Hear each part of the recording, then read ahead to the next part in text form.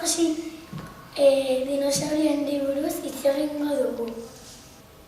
Dinosaurioak tamaina ezberdina zeukaten eta batzuk lepo luzea.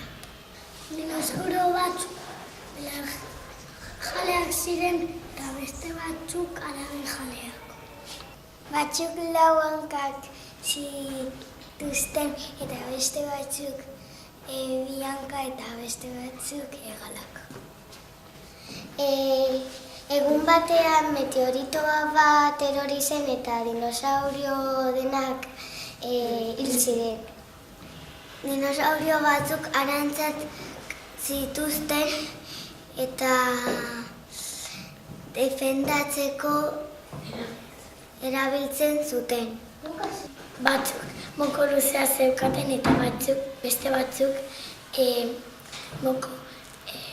motza zeukaten. Eta Tyrannosaurus Rex